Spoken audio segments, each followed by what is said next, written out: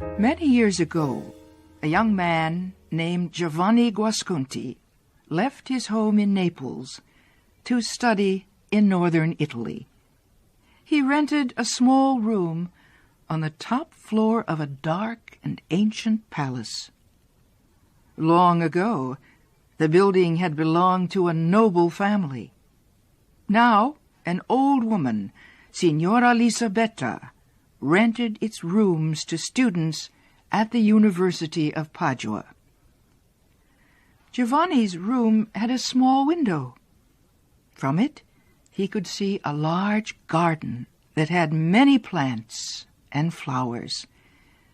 "Does the garden belong to you?" he asked Signora Lisabetta one day. "Oh, no," she said quickly. "That garden belongs to the famous doctor, Giacomo Rappaccini. People say he uses those plants to make strange kinds of medicine. He lives in that small brown house in the garden with his daughter Beatrice." Giovanni often sat by his window to look at the garden. He had never seen so many different kinds of plants. They all had enormous green leaves and magnificent flowers in every color of the rainbow. Giovanni's favorite plant was in a white marble vase near the house. It was covered with big purple flowers. One day, while Giovanni was looking out his window, he saw an old man in a black cape walking in the garden. The old man was tall and thin. His face was an unhealthy yellow color. His black eyes were very cold. The old man wore thick gloves on his hands and a mask over his mouth and nose. He walked carefully among the plants, as if he were walking among wild animals or poisonous snakes. Although he looked at the flowers very closely, he did not touch or smell any of them. When the old man arrived at the plant with the big purple flowers, he stopped. He took off his mask and called loudly, "Beatrice, come help me." "I am coming, Father. What do you want?" answered a warm young voice from inside the house. A young woman came into the garden. Her thick dark hair fell around her shoulders in curls. Her cheeks were pink, and her eyes were large and black. She seemed full of life, health, and energy as she walked among the plants. Giovanni thought she was as beautiful as the purple flowers in the marble vase. The old man said something to her. She nodded her head as she touched and smelled the flowers that her father had been so careful to avoid. Several weeks later, Giovanni went to visit Pietro Baglioni, a friend of his father's. Professor Baglioni taught medicine at the university. During the visit, Giovanni asked about Dr. Rappaccini. "He is a great scientist," Professor Baglioni replied, "but he is also a dangerous man." "Why?" asked Giovanni. The older man shook his head slowly. "Because Rappaccini cares more about science than he does about people. He has created many terrible poisons from the plants in his garden. He thinks he can cure sickness with these poisons. It is true that several times he has cured a very sick person that everyone thought would die. But Rappaccini's medicine has also killed many people. I think he would sacrifice any life, even his own, for one of his experiments." "But what about his daughter?" Giovanni said. "I'm sure he loves her." The old professor smiled at the young man. "So," he said, "you have heard about Beatrice Rappaccini. People say she is very beautiful. But few men in Padua have ever seen her. She never leaves her father's garden." Giovanni left Professor Baglioni's house as the sun was setting. On his way home, he stopped at a flower shop where he bought some fresh flowers. He returned to his room and sat by the window. Very little sunlight was left. The garden was quiet. The purple flowers on Giovanni's favorite plant seemed to glow in the evening's fading light. Then someone came out of the doorway of the little brown house. It was Beatrice. She entered the garden and walked among the plants. She bent to touch the leaves of a plant or to smell a flower. Rappaccini's daughter seemed to grow more beautiful with each step. When she reached the purple plant, she buried her face in its flowers. Giovanni heard her say, "Give me your breath, my sister. The ordinary air makes me weak. And give me one of your beautiful flowers." Beatrice gently broke off one of the largest flowers. As she lifted it to put it in her dark hair, a few drops of liquid from the flower fell to the ground. One of the drops landed on the head of a tiny lizard crawling near the feet of Beatrice. For a moment, the small animal twisted violently. Then it moved no more. Beatrice did not seem surprised. She sighed and placed the flower in her hair. Giovanni leaned out of the window so he could see her better. At this moment, a beautiful butterfly flew over the garden wall. It seemed to be attracted by Beatrice and flew once around her head. Then the insect's bright wings stopped, and it fell to the ground dead. Beatrice shook her head sadly. Suddenly she looked up at Giovanni's window. She saw the young man looking at her. Giovanni picked up the flowers he had bought and threw them down to her. "Young lady," he said, "wear these flowers as a gift from Giovanni Guasconti." "Thank you," Beatrice answered. She picked up the flowers from the ground and quickly ran to the house. She stopped at the door for a moment to wave shyly at Giovanni. It seemed to him that his flowers were beginning to turn brown in her hands.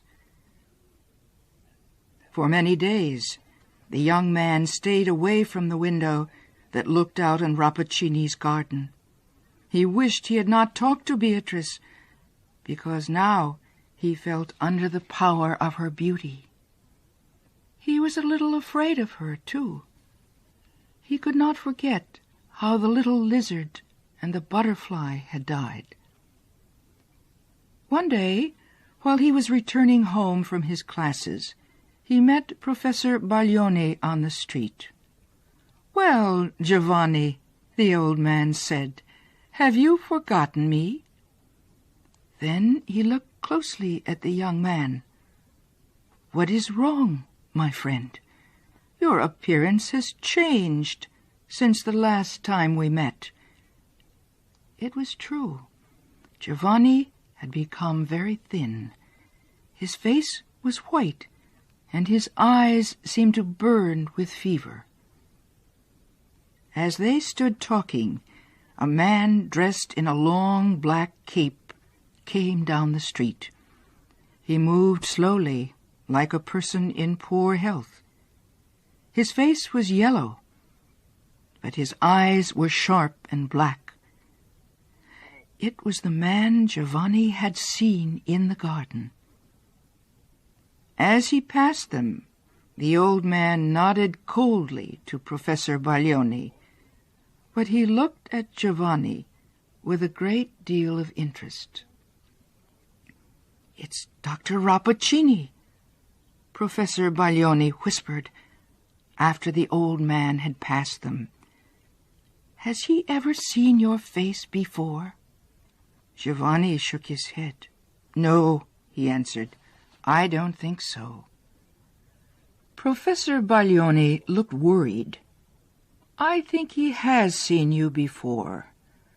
I know that cold look of his. He looks the same way when he examines an animal he has killed in one of his experiments. Giovanni, I will bet my life on it. You are the subject of one of Rappaccini's experiments." Giovanni stepped away from the old man. "You are joking," he said. "No, I'm serious." The professor took Giovanni's arm. "Be careful, my young friend. You are in great danger." Giovanni pulled his arm away. "I must be going," he said. "Good night." As Giovanni hurried to his room, he felt confused and a little frightened. One day, Giovanni found a secret entrance to Rappaccini's garden. He went in. The plants all seemed wild and unnatural. Giovanni realized that Rappaccini must have created these strange and terrible flowers through his experiments. Suddenly, Rappaccini's daughter came into the garden.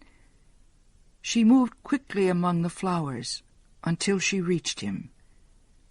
Giovanni apologized for coming into the garden without an invitation, but Beatrice smiled at him and made him feel welcome.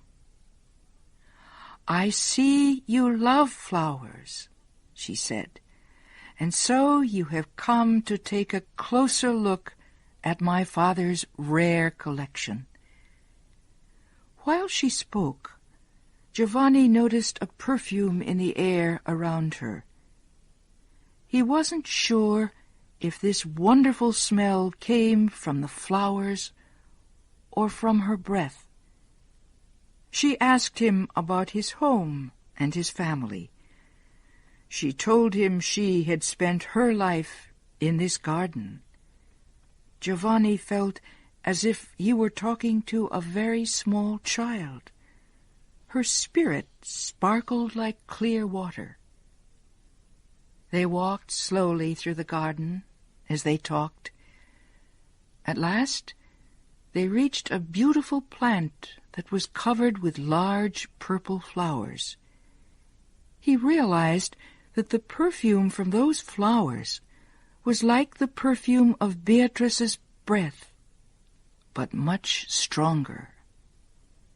The young man reached out to break off one of the purple flowers, but Beatrice gave a scream that went through his heart like a knife.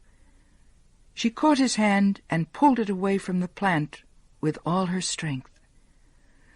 "Don't ever touch those flowers," she cried. "They will take your life." Hiding her face, she ran into the house. Then Giovanni saw Dr. Rappaccini standing in the garden. That night, Giovanni could not stop thinking about how sweet and beautiful Beatrice was. Finally, he fell asleep.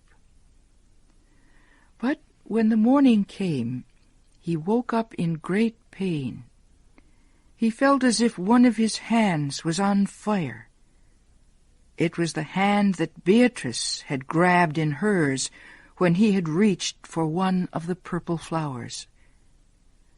Giovanni looked down at his hand. There was a purple mark on it that looked like 4 small fingers and a little thumb. But because his heart was full of Beatrice, Giovanni forgot about the pain in his hand.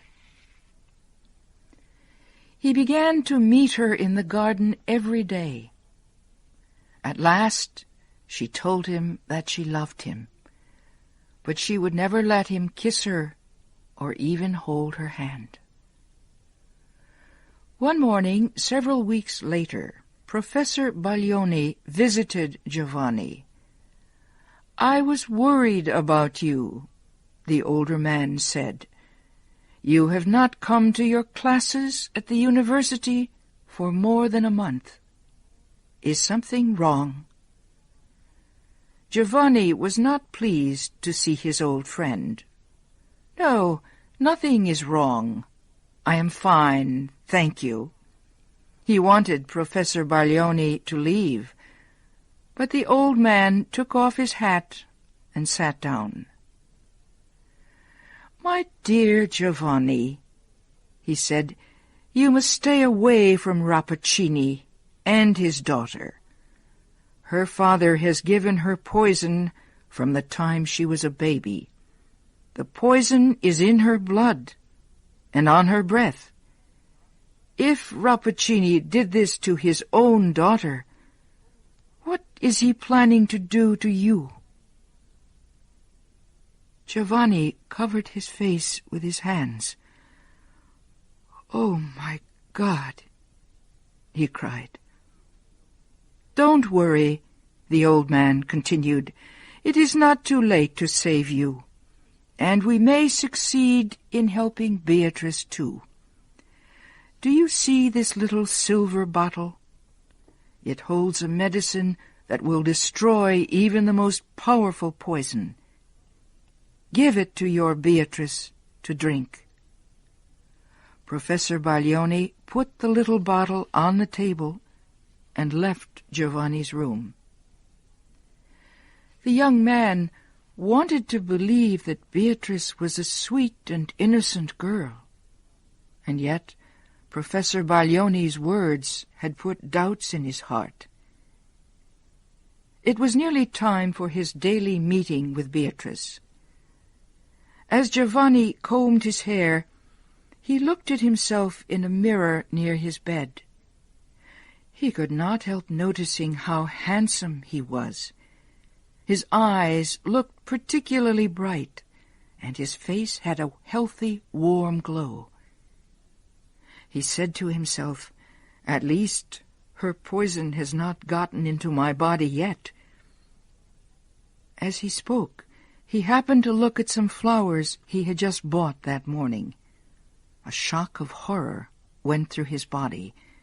The flowers were turning brown. Giovanni's face became very white as he stared at himself in the mirror. Then he noticed a spider crawling near his window. He bent over the insect and blew a breath of air at it. The spider trembled and fell dead. "I am cursed," Giovanni whispered to himself. "My own breath is poison." At that moment, a rich, sweet voice came floating up from the garden. "Giovanni, you are late. Come down." "You are a monster," Giovanni shouted as soon as he reached her. "And with your poison you have made me into a monster too. I am a prisoner of this garden." "Giovanni," Beatrice cried, looking at him with her large bright eyes, "why are you saying these terrible things? It is true that I can never leave this garden, but you are free to go wherever you wish." Giovanni looked at her with hate in his eyes. Don't pretend that you don't know what you've done to me." A group of insects had flown into the garden. They came toward Giovanni and flew around his head. He blew his breath at them. The insects fell to the ground dead. Beatrice screamed, "I see it! I see it! My father's science has done this to us. Believe me, Giovanni, I did not ask him to do this to you. I only wanted to love you." Giovanni's anger changed to sadness. Then he remembered the medicine that Professor Baglioni had given him. Perhaps the medicine would destroy the poison in their bodies and help them to become normal again. "Dear Beatrice," he said, "our fate is not so terrible." He showed her the little silver bottle and told her what the medicine inside it might do. "I will drink first," she said. "You must wait to see what happens to me before you drink it." She put Baglioni's medicine to her lips and took a small sip. At the same moment, Cheney came out of his house and walked slowly toward the two young people. He spread his hands out to them as if he were giving them a blessing. "My daughter," he said, "you are no longer alone in the world. Give Giovanni one of the purple flowers from your favorite plant. It will not hurt him now. My science and your love have made him different from ordinary men." "My father," Beatrice said weakly, "why did you do this terrible thing to your own child?" Cheney looked surprised. "What do you mean, my daughter?" he asked. "You have power no other woman has. You can defeat your strongest enemy with only a breath. Would you rather be a weak woman?" "I want to be loved, not feared," Beatrice replied. "But now it does not matter. I am leaving you, Father. I am going where the poison you have given me will do no harm. Goodbye to you, Giovanni." Beatrice dropped to the ground. She died at the feet of her father and Giovanni. The poison had been too much a part of the young woman. The medicine that destroyed the poison destroyed her as well.